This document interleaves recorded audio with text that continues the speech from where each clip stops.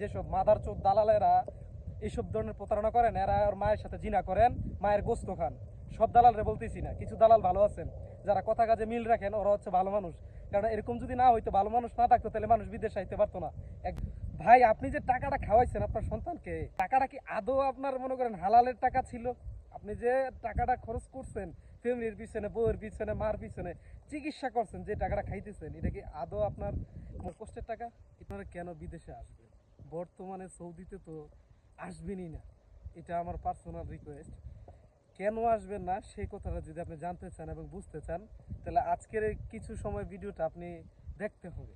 আপনারা যারা সৌদিতে আসবেন, যা কি দিয়ে আসেন, পরিস্থিতি বুঝে শুনে আসবেন। কারণ আমার সাথে এমন কিছু ঘটনা হয়েছে যেগুলো আমার নিজের আপন লোকরাই করছে। আর আমি নতুন বিদেশে আসি নাই, আমি ওমানে ছিলাম 5 বছর। তারপর ওইখান থেকে যখন দেশে চলে যাই, তারপর আমি আসছি সৌদি আরবে। এখানে আসার পরও ততটা সুখে নাই বা শান্তিতে নাই, অনেক সমস্যাতেই আছি।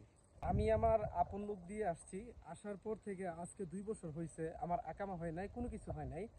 আমি বৈধ হয়ে আইসা, নিজের কষ্টের টাকা দিয়ে আইসা এখন বর্তমানে আমি অবৈধ আছি। তো সৌদি আরবে আসি। আসলে দেখেন, বিদেশে আসার আগে কিছুটা সময় আমার এই ভিডিওগুলো আজকে দেখবেন।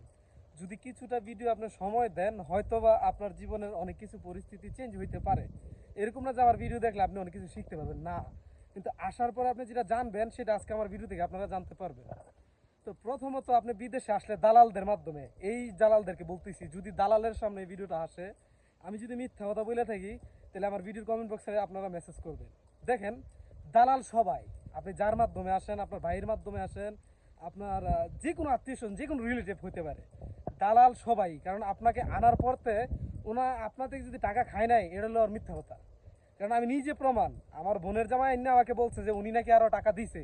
তো আসার পরে আমি তো বাসা জানি, অলরেডি আমি বিভিন্ন দেশ করছি, তো আমি বাসা জানি। আসার পরে জানতেছি উনি আমার কাছে 1.5 লাখ টাকা খাইছে। কিন্তু বাড়ি থেকে যখন আমি বলছিলাম, যখন বাড়িতে ছিলাম, দেশে ছিলাম, তখন বলছিলাম 50,000 টাকা কম নেওয়ার জন্য। কিন্তু উনি বলছিল যে আমি আর তোমার জন্য টাকা এনে ব্যয় করতেছি, তোমার জানাইতেছি না।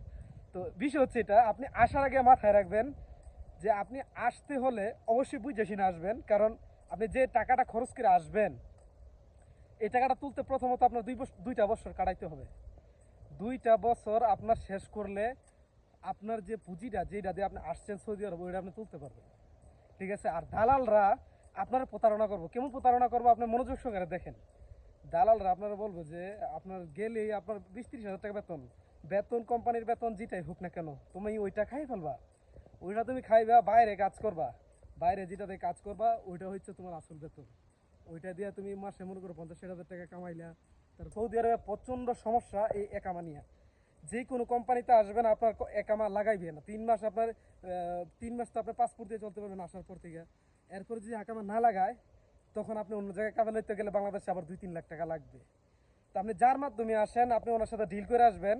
আর কিছু টাকা বাকি রাখবেন, 1.5-2 লাখ টাকা যদি বাকি রাখতে পারেন, তাইলে আইসেন, নয়তো আইসেন না। কেন আইসেন না বলতেছি, দেখেন, আসার পরে যদি আপনার একামা না হয়, আবার যদি 2-3 লাখ টাকা লাগে, আপনি কয় বছরে টাকা তুলবেন, কবে আপনি বাড়িতে যাবেন, কবে আপনি দেশে যাবেন? দেশে যাইতে পারবেন?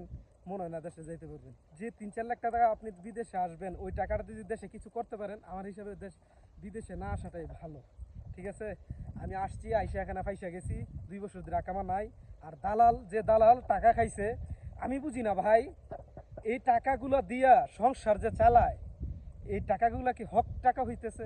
একটা মানুষের টাকা যে মাইরা খাইলো, দুর্নীতি করে খাইলো, কত প্রতারণা করলো, আশা দিয়ে আনছে। আপনার একটা জায়গা থেকে 19-20 হইতে পারে, আপনার 10-20 কিভাবে হয়? আপনার কথার মধ্যে লড়চড় 19-20 হইতে পারে, 10-20 কিভাবে হয়? যার ইকামা নাই সে বুঝে বিদেশ বাড়িতে কত কষ্ট। ভাই, আজকে আমি 2টা বছর ধরে সৌদি আরবে আছি। আমার আসার পর থেকে একামা কাট হয় নাই, একামা কাট আমার কোম্পানি বাড়ায় নাই। কোম্পানিকে যদি বলি আমার একামা দে, আমি দেশে ছুটিতে যাবো, আমার ওইটাও করতেছে না।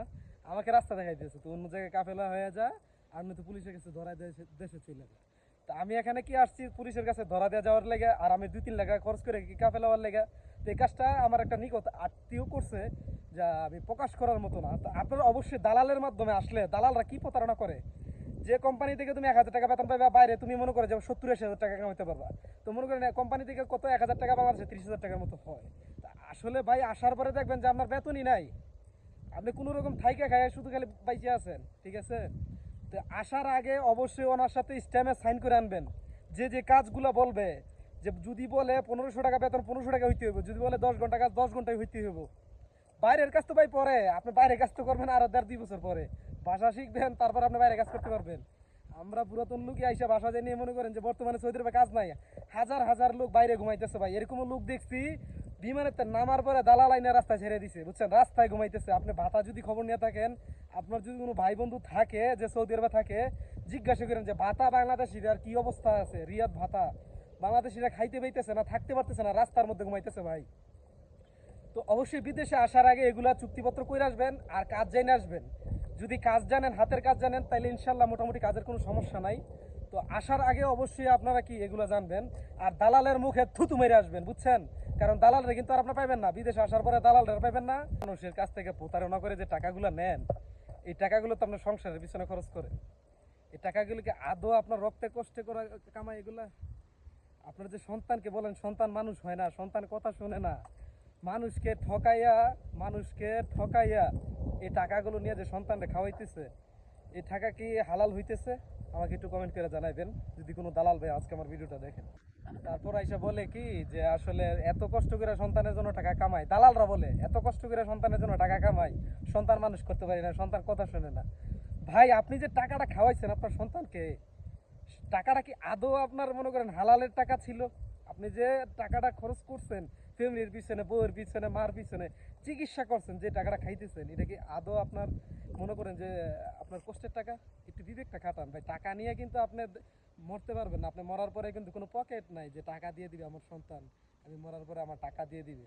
তো ভাই একটা মানুষের লাইফ নষ্ট করে না। বিদেশে আসে অনেক মানুষ অনেক কষ্ট নিয়ে, অনেক বেদনা নিয়ে একটা লাইফে সেটেল হওয়ার জন্য এতগুলো টাকা দালালের হাত দিয়ে আসে, অথচ সেই দালালরা আনার পরে কত ভঙ্গিমা করে। তুমি বুঝে শুনে আসলা না কেন, তুমি যাই না আসলা না কেন, বিদেশে এত কষ্ট, এই বিদেশে এত কষ্ট, আপনি আনার সময় তো এরকম কথা বলেন নাই রে ভাই। তুমি যাইবা কোম্পানিতে 6 ঘন্টা 7 ঘন্টা কাজ করবা, মাস শেষে তুমি 70-80 হাজার টাকা বেতন পাবা, তারপর এই সেই কত ভঙ্গিমা, বছর শেষে ছুটি পাবে, দেশে আইবা ভাই। দেশে যে একবার বিদেশে আইসা পড়ে, সে যে দেশে যাইতে কতটা কষ্ট একমাত্র সে প্রবাসীরা জানে। আর বাকি কথা কি বলবো ভাই, আজকে এত কথা বলতাম না। অনেক ভাই আমার ভিডিওতে কমেন্ট করেন, তাই সেই ভিডিওর কমেন্টের জন্যই আমি কিছু ভিডিও ছাড়তেছি আর কি। আর আমার দুইটা চ্যানেল, একটা চ্যানেলে 1 মিলিয়ন প্লাস সাবস্ক্রাইবার, আরেকটা হচ্ছে প্রায় 70 হবে মনে হয় সাবস্ক্রাইবার। তো ভাই আপনারা যদি এইসব ধরনের ভিডিও জানতে চান, ইন ডিটেলে যদি কোনো বিষয় জানতে চান, ওইটা আমাকে কমেন্ট করবেন, আমি আপনাদেরকে জানাই দেবো। ঠিক আছে? দালালরা কিন্তু ভাই আপনার এত কিছু বুঝাইবো না। আপনাদের দালালে শুধু আপনারা শুধু লোভ দেখাইবো যে আপনি এটা করলে এটা হবে, ওইটা করলে ওইটা হবে। বাস্তবতা হলো সৌদি আরবে আসতে হইলে আপনাকে বর্তমানে কষ্ট নিয়ে আসতে হবে। আর এখানে আইসা যে শিক্ষাটা পাইবেন, বাকি জীবনে আপনি কোনো জায়গা থেকে শিক্ষা নিতে হইব না। যেমন ছোট বাচ্চারা স্কুল কলেজে দেয় না শিক্ষা নেওয়ার জন্য, তা আপনি যদি একবার বিদেশে আইসা পড়েন, বাকি জীবন আপনি চলতে এই শিক্ষায় আপনি শিক্ষিত হয়ে গেলেন। বাকি জীবনে আর আপনার কোনো জায়গা থেকে শিক্ষিত হইতে হবে না। এমন কিছু জানতে পারবেন, এমন শিক্ষা হবে, বাকি লাইফ আপনি কাটাইতে হইলে এই শিক্ষা দিয়ে চালাইতে পারবেন, কোনো সমস্যা হইব না। যেসব দালালরা, দালাল কিন্তু সবাই খারাপ না, যেসব মাদার চোদ দালালেরা এইসব ধরনের প্রতারণা করেন, এরা ওর মায়ের সাথে জিনা করেন, মায়ের গোস্ত খান। সব দালালরে বলতেছি না, কিছু দালাল ভালো আছেন যারা কথা কাজে মিল রাখেন, ওরা হচ্ছে ভালো মানুষ। কারণ এরকম যদি না হইতো, ভালো মানুষ না থাকতো, তাহলে মানুষ বিদেশে আইতে পারতো না। একজনের মাধ্যমে একজন বিদেশে আসে। ঠিক আছে? যেসব দালালেরা মনে করেন দালালি করেন, কথা কাজে মিল নাই, ওরা ওর মায়ের সাথে জিনা করে, মায়ের গোস্ত খায়, বুঝছেন? এরকম হাজারো লোক আছে ভাই, হাজার হাজার লোক আছে সৌদি আরবে, কাজ নাই, কামা নাই, কোনো কিছু নাই, কিন্তু কাজ দেওয়ার মতো কেউ নাই। কিন্তু বড় বড় বয়ান দিতে অনেকেই পারে, বুঝছেন? যখন একটা মানুষ ফ্যামিলি ছাইরা টাকা পয়সা দিয়ে বিদেশে আসে, তখন সে বুঝতে পারে আসলে বিদেশটা কি। তো ঠিক আছে, কথা হচ্ছে এটা। তো বিদেশে আসার আগে অন্ততপক্ষে 10 বার চিন্তা করবেন, বিদেশে গেলে কষ্ট করতে হইব এবং কি অনেক কাজ করতে হইব। ঠিক আছে? বর্তমানে বিদেশ আর বিদেশ নাই, আমরা বিদেশ করতেছি আজকে 7 বছর রানিং চলতেছে, বিদেশ করতেছি। আর মানুষ বাঙালি যেখানে আছে এখানে সমস্যা আছে ইনশাল্লাহ, ওটা নিয়ে আপনার টেনশন করতে হইব না। তো বর্তমানে কেরিয়ার করার জন্য বিদেশ আসবেন, এটার স্বপ্ন আপনি কখনো ভাববেন না। কাউকে আমি উৎসাহিত করতেছি না যে বিদেশে আইসেন না, আসতে হলে চিন্তা ভাবনা করে আইসেন, যার মাধ্যমে আসবেন চুক্তিপত্র করে আসবেন, কিছু টাকা, লাখ 1.5 লাখ টাকা বাকি রাখবেন যে কাজে যাবো, কাজ করবো, 1 মাসের বেতন পাবো, যদি ঠিক হয় তাহলে আমি টাকা ফেরত টাকা আপনার ব্যাক করবো। নয়তো বাংলাদেশের মানুষ সহজ সরল ভাই, বিদেশে আসার ক্ষেত্রে মানুষ সহজ সরলরা যারা আছেন, যারা ধোকা খাইবো তারাই বিদেশে আসে, বুঝছেন? তো বিদেশে আসার আগে অন্ততপক্ষে কয়েকবার চিন্তা ভাবনা কইরা তারপরে বিদেশে আইসেন। কারণ বর্তমানে দালালরা যে উৎপাত করতেছে, কারণ বাংলাদেশের মধ্যে সবাই এখন বেকার, যুবকরা এখন বেকার, দালালেরা হুত পাইতে আছে, বুঝছেন? কিভাবে ফার্মপট্টি দিয়া কিছু বালা পরামর্শ দিয়ে কিভাবে বিদেশে আনা যায় সে চিন্তা ভাবনাই করে। তো আসার আগে অবশ্যই ভাই চিন্তা ভাবনা করে আসবেন, আপনার কষ্টের টাকা মানুষের হাতে দিবেন। তো এগুলো বুঝা শুনে আইসেন। আর দালালের বাচ্চা দালালদেরকে বলি, তোর মা বোনদেরকে বিয়া দিবি না রে, তোর ছেলে কি বড় হইব না, তোর ছেলে কি কোনো জায়গায় কাজ করবো না, তখন যদি ওদের সাথে এরকম হয় তোরা কি করবি? তখন তোদের কাছে কেমন লাগবে? আমরা তো কারো না কারো মায়ের সন্তান রে, আমরা মা বাবা তো আমাদের নিয়ে টেনশন করে রে, চিন্তা করে রে। তো এগুলো বুঝা শুনা ভাই আইসেন, আর দালালের মুখে জুতার বাড়ি দেই এসব দালালের মুখে। আজকের মতো ভিডিওটা এখানেই, ভালো লাগলে অবশ্যই কমেন্ট করবেন এবং আপনার কোনো মতামত থাকলে সেটাও জানাবেন। আর দালালরা আমার ভিডিও থেকে সাবধান, দালালরা শিক্ষা নিয়ে।